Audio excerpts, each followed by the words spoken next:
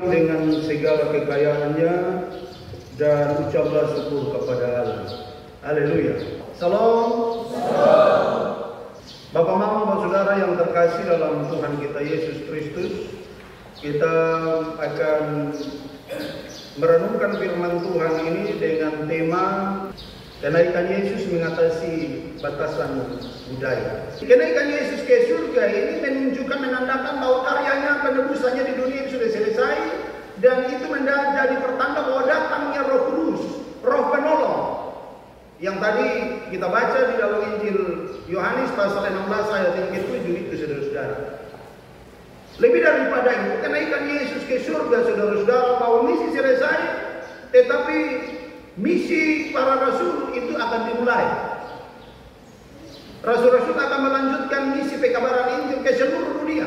Nah, karena itu saudara-saudara, dikatakan dalam bacaan kita ini menampakkan diri berulang-ulang kali. Tujuannya apa, saudara-saudara? Sebelum rasul-rasul ini, murid-murid ini pergi untuk menyampaikan berita kebangkitan Yesus ke seluruh dunia, mereka harus diyakinkan lebih dulu. Karena dalam bacaan kita, Papa, Mama, Bapak, Saudara, mereka belum percaya, ya. Mereka tidak percaya, karena itu Yesus mencela ketidakpercayaan mereka, ayat yang 14 itu. Jadi sebelum mereka pergi dan buat orang percaya, mereka harus percaya lebih dahulu, mereka harus yakin lebih dahulu, baru kemudian pengutusan itu terjadi. Bagaimana kalau orang tidak percaya, orang tidak yakin bahwa Yesus adalah Tuhan dan Juru Selamat, lalu dia mau bersaksi? Dia mau bersaksi tentang apa coba? Kalau dia sendiri tidak percaya, kalau dia sendiri tidak punya pengalaman perjumpaan dengan Tuhan. Dan karena itu Yesus memperlengkapi mereka dengan cara dia berulang-ulang kali menampakkan diri kepada murid-murid. Jadi mereka harus lebih dahulu diperlengkapi sampai mereka yakin, kemudian mereka diberikan misi untuk mewartakan Injil ke seluruh dunia. Tuhan berusaha supaya meyakinkan para murid itu dengan dua cara, yaitu mujizat. Ya, dia menyatakan diri bahwa dia tidak hanya bangkit dalam satu aspek, tapi aspek kemanusiaan juga sekaligus dia menampakkan diri, dia menyatakan diri dalam aspek rohani. Jadi dia masih bisa dikenali, masih bisa diraba, masih bisa makan, masih bisa didengar, dilihat, tetapi juga dia bisa menembus batas ruang dan waktu. Murid yang hampir gagal itu mendapat keberhasilan. Murid-murid yang hampir pulang sukacita itu mendapat sukacita di dalam Tuhan. Mereka yang hampir pulang dengan ketidakberhasilan itu tetapi kembali dengan bersorak-sorai karena ada Yesus di situ. Yesus juga hadir ketika mereka lagi makan dan dia memberi mereka kepuasan. Bacaan minggu lalu itu begitu. Yesus siap semua, segala sesuatu, makanan sudah tersedia, menunjukkan bahwa dia tetap Allah yang berdaulat, Allah yang berkuasa atas alam semesta ini. Dia adalah Allah yang menyediakan, dan tak usah khawatir tentang apa.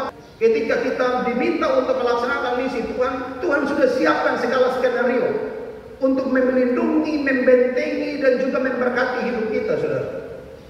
Nah, ini misi yang pertama, dia ingin meyakinkan para murid, saudara-saudara, dengan dua cara itu, mujizat dan juga makan bersama. Dia buka mata rohani mereka yang tadinya dalam bacaan ini mereka itu ragu-ragu, tetapi kemudian keraguan mereka dihapus. Mereka tidak hanya mengenali Yesus secara jasmani, secara fisik, tetapi mereka melihat Yesus dan mengenali Yesus secara rohani. Ya.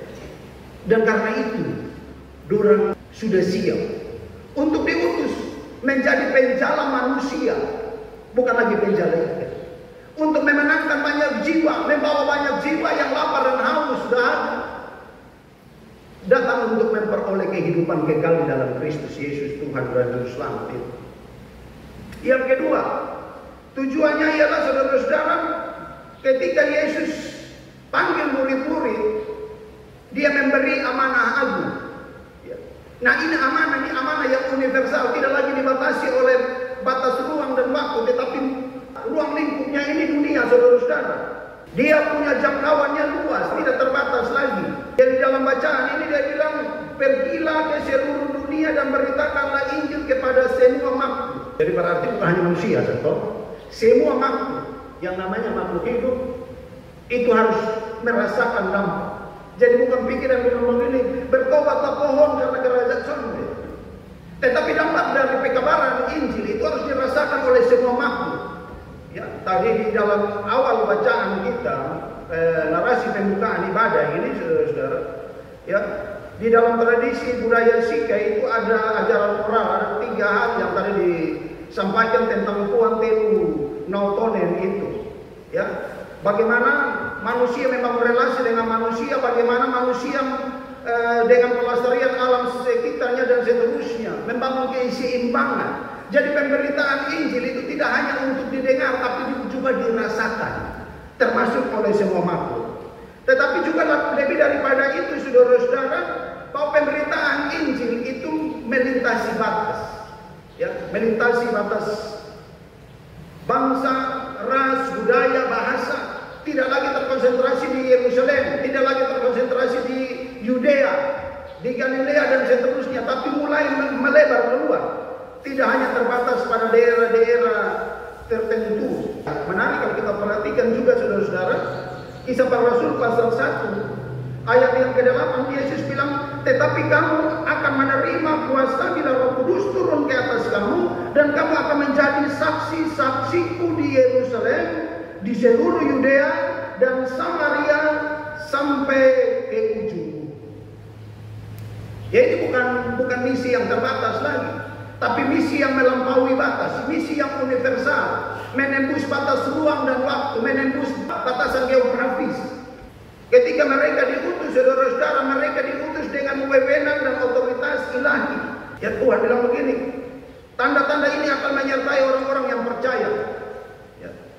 Jadi mereka diutus dengan otoritas dan wewenang ilahi, bukan jalan sendiri, bukan bekerja sendiri, bukan pakai kecakapan sendiri. Orang-orang yang diutus Tuhan, rasul-rasul, diutus dengan wewenang dan otoritas ilahi. Untuk apa, saudara? Untuk berhadapan dengan tantangan, karena misi pekabaran ini akan berhadapan dengan iblis, penguasa alam jahat. Ya. Akan berhadapan dengan banyak tantangan. Tanda-tanda ini akan menyertai orang-orang percaya. Mereka akan mengusir setan-setan demi namaku. Mereka akan berbicara dalam bahasa-bahasa yang baru bagi mereka. Mereka akan memegang ular, dan sekalipun minum racun yang mematikan, mereka tidak akan mendapat celaka. Mereka akan meletakkan tangan ke atas orang sakit dan orang itu akan sembuh dan seterusnya, saudara-saudara. Jadi Yesus mengutus dengan otoritas, dengan wibawa ilahi. Ya.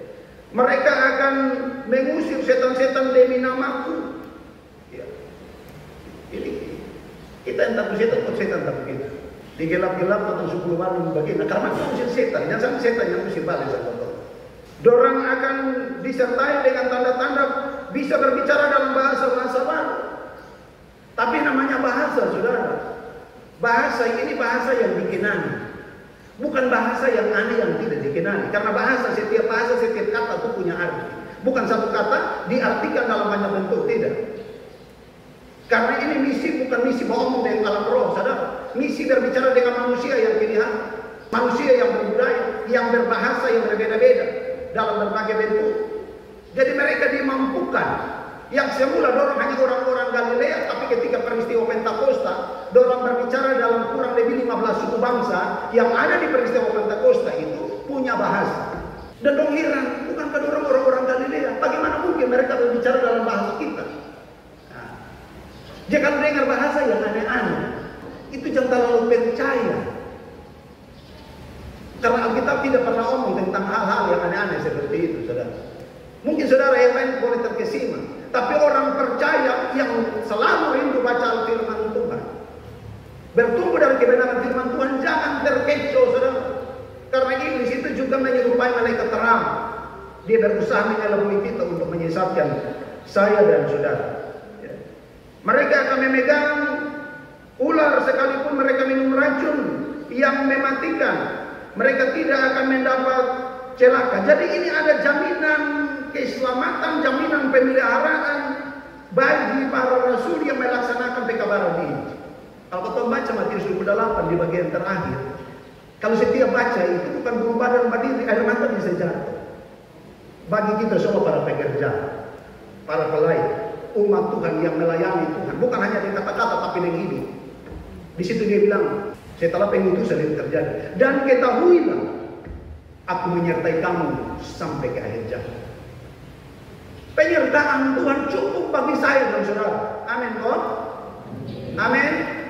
Kita tidak butuh kuasa lain lagi, saudara. Penyertaan Tuhan saja itu sudah cukup. Aku menyertai kamu sampai ke akhir zaman. Mau pi mana sahabat siap sudah. Kalau dia yang lindungi saudara-saudara, setan takut. Dia yang lindungi, kita bisa dimampukan untuk melakukan hal-hal perkara ajaib, berbahasa lain juga bisa. Walaupun pegang ular, minum racun maut pun tidak celaka saudara-saudara. Karena apa? Karena ada jaminan. Semua orang yang menerima Yesus sebagai Tuhan dan Juru Selamat, baik dalam jabatan-jabatan khusus maupun jemaat secara umum, itu semua hamba Tuhan. Dia punya tugas yang sama. Jadi ini bukan terbatas kepada rasul saja. Ini tugas pekabaran Injil. Ini tugas gereja sepanjang masa. Dalam jabatan tertentu atau dalam kehidupan sebagai jemaat pun, kita pun tugas yang sama untuk memberitakan Injil, saudara. Hidup kita diberkati, pelayanan kita diberkati, doa kita dijawab, orang-orang diberkati. Itu bukan karena kita, saudara. Itu karena Tuhan, karena ada otoritas, ada wewenang ilahi yang menyertai setiap para pekerja. Kemudian saudara-saudara, setelah mereka diutus, mereka juga diberikan tugas untuk membaptis orang yang sudah percaya, yang mau percaya. Siapa yang percaya dibaptis akan diselamatkan, tetapi siapa yang tidak percaya akan dihukum. Ya, jadi baptis ini tanda kepemilikan, sekaligus tanda perjanjian tentang keselamatan.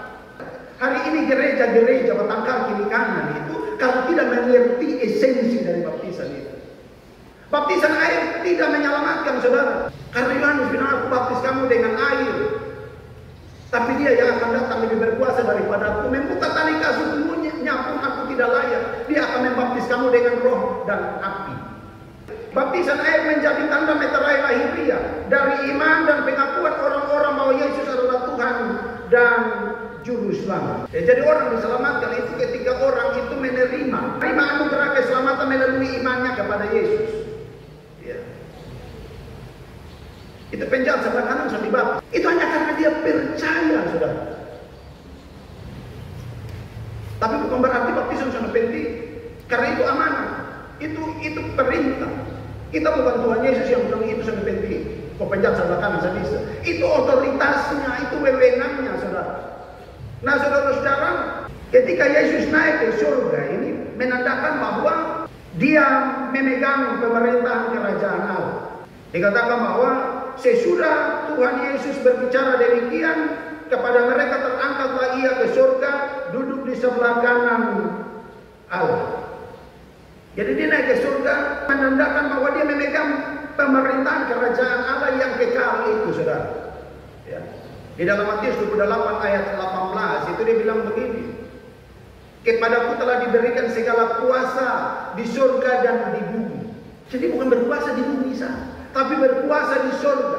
Dengan dia kembali ke surga itu menunjukkan bahwa dia kembali untuk memerintah, memegang pemerintahan kerajaan Allah yang kekal. Dulu Yesus direndahkan, Yesus dihina, Yesus difitnah. Kenapa? Karena dia hanya seorang anak tukang kayu. Para pemimpin agama hina dia, hujat dia, fitnah dia. Kemudian mereka menganiaya dia, menyalibkan dia dan membunuh dia, saudara. Tapi keadaan berbalik pasca kebangkitan dan kenaikan ke surga. Dia menunjukkan bahwa dialah sang pemilik otoritas tertinggi. Dia bukan hanya raja di bumi, tapi dia raja di atas segala raja. Yang dia bilang telah diberikan segala kuasa di bumi dan di surga. Dia Tuhan dari segala Tuhan. Dia memiliki otoritas yang melampaui apapun. Dan karena itu, para pemfitnahnya waktu itu, para penghujatnya, orang-orang yang tolak dia waktu itu, orang-orang yang membunuh dia waktu itu satu saat akan berhadapan dengan pengadilan. Tidak hanya itu, cukup itu, termasuk saya dan saudara. Kalau kita tidak setia kepada Tuhan, pada waktunya akan berhadapan dengan sang penguasa. Yesus naik ke surga, saudara-saudara. Dari sana dia memerintah sebagai raja. Kemudian dia mengutus para saksinya, murid-murid sebagai duta-duta untuk mewartakan Injil ke dalam dunia. Kisah Para Rasul pasal 1 ayat 8 itu bilang begitu. Kamu adalah saksi. Mulai dari Yerusalem, seluruh Yudea, Samaria, dan sampai ke ujung bumi. Kita semua, baik pendeta penatua diaken maupun bapak mama anggota jemaat pun, kita semua saksi-saksi Tuhan. Amin kok. Mulai dari mana? Yerusalem, kita berumah. Kita berumahnya harus kita injili lebih dahulu. Jangan sampai kita belum apa-apa sudah di luar sana. Mau belum apa-apa sudah sampai di Samaria, sampai di ujung bumi. Di Yerusalem di dalam rumah, Injil dalam rumah, tobatkan suami, tobatkan istri, tobatkan anak-anak, mulai dari dalam rumah. Tobatkan orang tua, seluruh Yudea, lingkungan sekitar kita, keluarga kita, Samaria. Orang-orang yang membenci kita, bukan hanya kita melayani menginjil orang-orang yang baik dengan saya dan saudara, menginjil termasuk orang-orang yang benci saya dan saudara. Baru sampai ke ujung. Ini misi yang universal, saudara. Ya. Tapi sayang banyak orang tidak mau itu. Dong suka jadi raja. Dong ambil alih posisi raja. Yesus kemudian kembali jadi hambanya. Maka jangan heran banyak korupsi di mana-mana. Jangan heran banyak kekerasan di mana-mana. Jangan heran banyak ketidaktaatan di mana-mana. Hamba Tuhan membikin diri ke raja, bukan dong hamba. Mau datang, sudah datang. Potong biaya melayani Tuhan, memang Tuhan kasih potong apa? Lupa napas. Setiap detik napas, helaan napas kita harus anugerah Tuhan. Amin. Setiap helaan napas kita di Tuhan punya, saudara. Ibadah rumah tangga itu jangan terlalu putus. Memangnya itu Rabu Gembira. Hanya anak-anak dan mama-mama, SMP, bapak-bapak di mana? Terlalu sibuk apa, super sibuk apa yang? Pertanyaan yang bilang, apakah engkau mengasihi aku lebih daripada mereka ini? Keluar kamu yang hanya kasih babi, kasih kambing, kasih ayam, kasih uang 500. Yesus Tuhan Allah kasih itu anak tunggal. Kau tidak perasaan dengan Tuhan Allah. Apakah engkau lebih mengasihi aku dari semua ini, perahu ini, ikan ini, jala ini, laut ini, pekerjaan, usaha? Padahal kita ini adalah duta-duta Allah, saudara-saudara, adalah saksi-saksi Allah di tengah-tengah dunia ini. Jangan kejar dunia. Jangan kejar dunia, karena kita ditentukan untuk membangun kerajaan Allah di dunia ini sampai Yesus datang. Tapi harus dengan taat dan setia. Ya. Jangan sampai suatu saat kau ketok itu pintu, Tuhan buka doa, kenapa? Bema masuk, lu siapa? Beta ini penatua, beta ini pendeta, beta ini dia. Hanya itu hai pembuat kejahatan Yesus saudara. Jangan sampai seperti itu, saudara. Belajar setia, belajar dari hamba Tuhan yang taat, saudara-saudara. Jadi kenaikan Yesus ke surga itu menunjukkan bahwa pelayanannya itu sudah lintas budaya, lintas waktu, lintas generasi, dan itu bersifat universal. Termasuk ya, 2 orang yang akan ditabiskan hari ini. Ini merupakan penggenapan dari misi Allah, penggenapan dari amanah agung. Dipanggil untuk menjadi saksi, dipanggil untuk menjadi duta. Jadi saudara berdua perlu perhatikan bahwa saudara berdua bukan hanya menjadi pelayan di gereja ini, ya, tapi ada makna iman yang lebih luas. Saudara menjadi duta kerajaan Allah di tengah-tengah dunia ini. Apalagi dalam status sebagai orang-orang muda, ini tantangan luar biasa. Tapi kalau saudara percaya, saudara taat, saudara diberkati. Saudara tidak taat, saudara tidak percaya, saudara akan mengalami hukuman. Saudara melangkah bukan dengan otoritas saudara. Saudara harus sadar bahwa saudara terbatas. Saudara penuh dengan kekurangan. Dan karena itu angkat muka, pandanganmu ke atas. Kepada yang tak terbatas itu. Yang akan sanggup memberikan otoritas dan wewenang bagi saudara. Menjadi seorang diaken. Yang bukan hanya tugas antar-antar diakonia sakit tapi berdoa untuk orang sakit. Berdoa untuk orang susah. Berdoa untuk orang-orang yang lagi berputus asa, menjadi penganjur yang baik, dan seterusnya. Segini bukan hal yang mudah. Tugas sebagai seorang pelayan, tugas berat masih punya saudara. Karena pikul salib, saudara pikul salib dari. Tapi luar biasa saudara mau sama seperti Simon dari Kirene, mau ikut pikul salib Kristus. Walaupun berat, itu tugas mulia. Karena saudara-saudara menjadi orang-orang yang akan membawa banyak jiwa datang ke Tuhan. untuk menikmati kehidupan kekal. Sebentar lagi ketika saudara diteguhkan nanti, saudara sudah menjadi seorang penatua, ya, seorang pelayan yang mendampingi pendeta dalam hal pemberitaan firman Tuhan. Bukan kita pun firman yang kita beritakan, Tuhan pun kehendak yang kita beritakan. Suka tidak suka, pedang firman itu seperti pedang bermata dua. Dia bisa menghibur, dia bisa menegur. Dia bisa kena kepada pendengar, dia bisa kena kepada saya dan saudara. Harus siap juga untuk dikoreksi oleh firman Tuhan. Ya, firman Tuhan bilang apa? Jangan palang-palang. Kemarin di bacaan Meleaki bilang kamu pilih-pilih muka. Jangan sampai di donatur gereja kamu tidak berani khotbah keras. Jangan sampai di tuan tanah di dalam itu gereja kamu tidak berani berkhotbah keras. Apapun yang terjadi, kesalahan tetap kesalahan di mata Tuhan dan harus ditegur. Kemarin saya bilang sekalipun pendeta yang salah, tegur. Kalau seorang pelayan, ya. Karena saudara bukan berjalan dengan otoritas saudara sendiri, tetapi saudara berjalan bersandar kepada otoritas Tuhan yang memerintah dari surga. Nah, karena itu melayanilah dengan sungguh-sungguh. Jadi belajar setia. Jaga pergaulan. Jadilah teladan di tengah-tengah jemaat supaya dari kehidupan saudara berdua, jemaat bisa melihat kesaksian yang hidup, bukan kesaksian yang mati. Jangan sampai gara-gara kita bicara hidup, nama Tuhan dipermalukan, orang tidak dibawa kepada hadirat Allah.